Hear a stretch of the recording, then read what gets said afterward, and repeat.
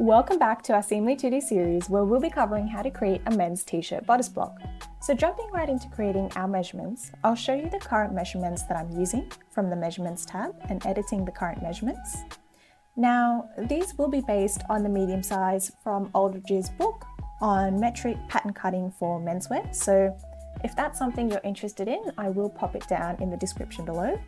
But I'll also put the measurements up on the left as well, just so you can follow along and use the same sizing if you do wish to create the pattern with me as we go. Now, before we start, we do need to create a basic bodice piece. So I'm going to be starting from a base point A and making all of our starting point measurements from here. Now I'm going to select the point tool and holding shift down to create a straight line, I'm going to let go.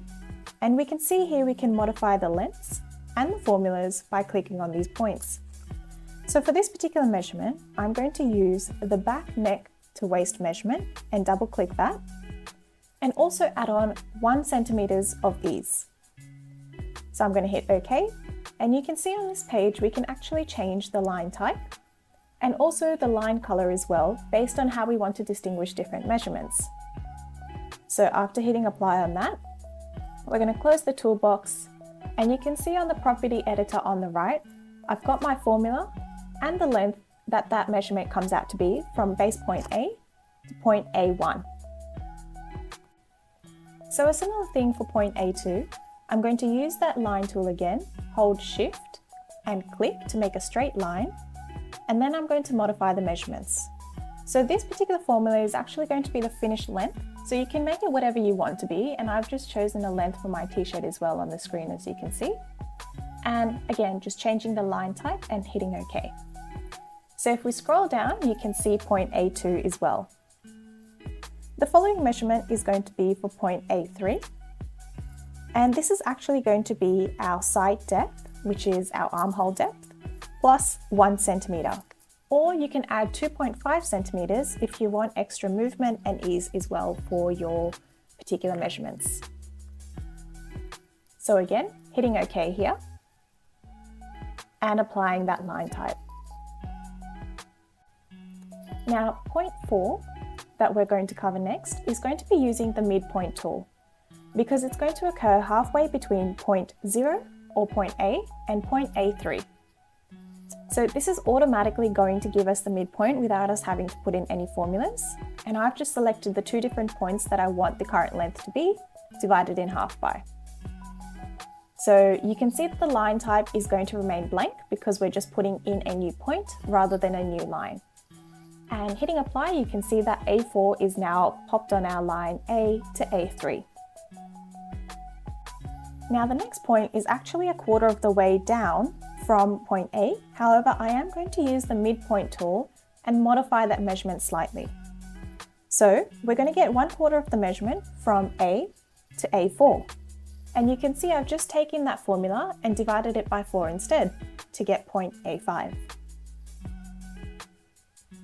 Now to design the neckline, I'm going to measure horizontally across from point A to make a new point A6.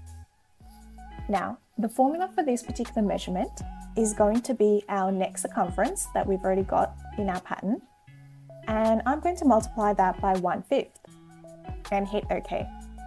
Again, just modify the line types if you want, and I'm going to hit apply as well. So you can see that the total length here comes out to approximately 8.4 centimeters. Now we're going to create a new point slightly up from A6 to A7. And this is going to be 1.5 centimeters vertically upwards. And this is going to help create the back neckline that we want to design for our t-shirt, as it's going to be raised slightly higher than the front neckline. Now to create the actual curve between point A and A7 for the back neckline, I'm using the curve tool. Starting at point A, I'm going to hold that first point down and click all the way down to point 7. So you can hold down that particular point like I'm doing at the moment, just to modify the curve that you wish to get. And hit enter once you're happy with that type of curve. To create the width of the t-shirt, I'm going to go back to point A3 and measure horizontally across with my point tool. And this measurement is going to be my half back measurement plus 1 centimeter for easing. Again, you can add up to 2 centimeters as well if you would like a slightly looser fit on the body.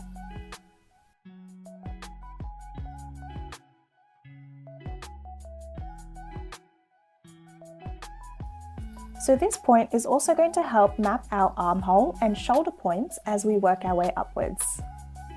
So, as you can see, the shoulder point is going to sit across from A5. Now what I'm going to use is the intersection of 2 points from point A8.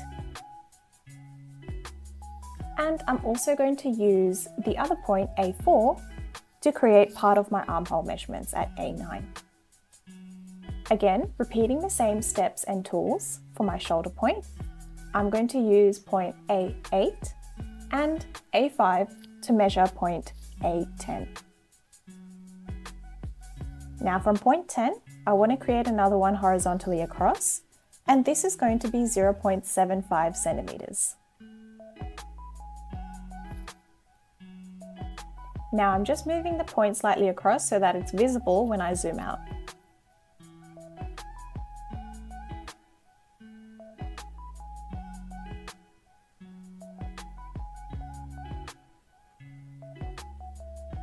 So the next measurement I want to make is my chest measurement.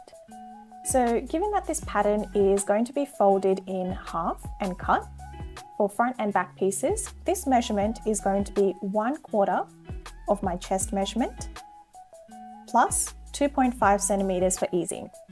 Again, if you want a slightly looser fit, you can add up to 4 centimeters for ease if you would like.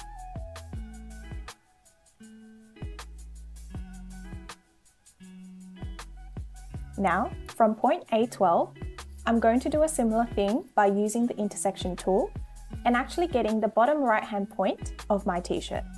So this is going to be the intersection of 12 and point A2. As you can see, that's given us point A13.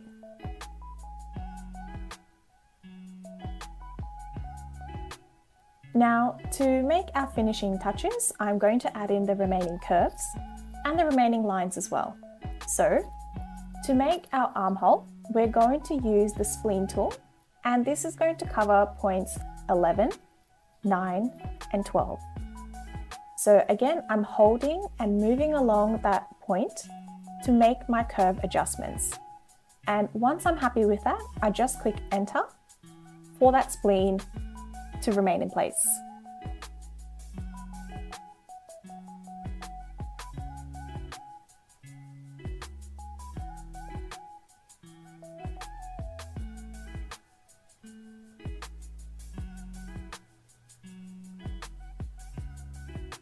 Now you can see here that I can actually modify the points after the curve is done as well. So don't fret, if you feel like your measurements aren't quite the way that the curve should be, you can also go back in and change it after you've entered the points. Now, to make my front neckline, I'm going to go back and create a new point, which is going to be point 14. And this particular point is 1/5 multiplied by my neck circumference,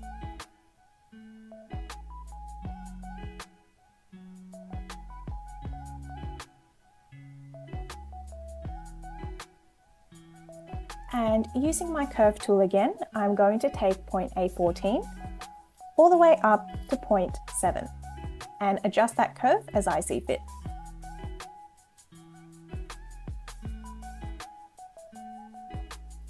Now I'm going to use the line tool to solidify all of the points. So this is going to be my shoulder seam that I'm filling in. I'm also going to fill in the point for the length of my t-shirt, so from point 12 to 13. And then also horizontally across to point 2.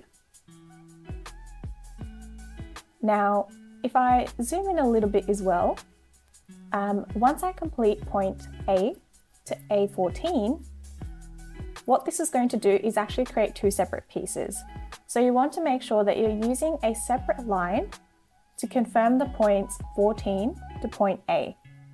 And you'll see why as well in a bit when we create our pattern piece from this particular block that we have drafted. So sleeve measurements are slightly complicated, so it will be a shorter separate tutorial, but let's jump into making our block front pattern piece.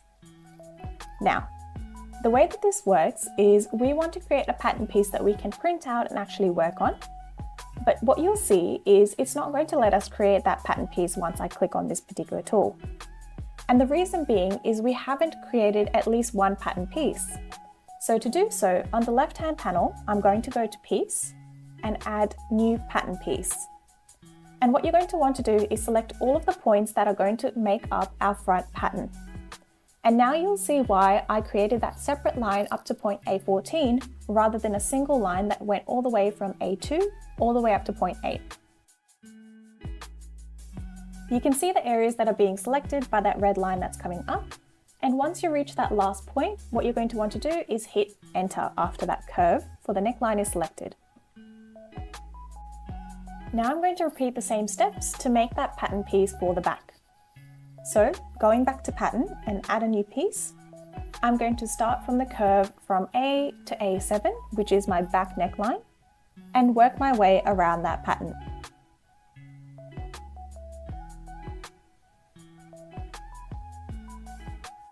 Again, once this is done, what you're going to want to do is hit Enter after you've selected that last piece and complete this process. So let's look at printing our pattern piece to use at home. What you're going to want to do is make sure you're in the piece, and I'm going to right click and select different options. So if you wanted to add seam allowance, you can do so, but for the pattern piece that we've made, it's already got seam allowance included. So I selected the built-in option and I've hit Apply.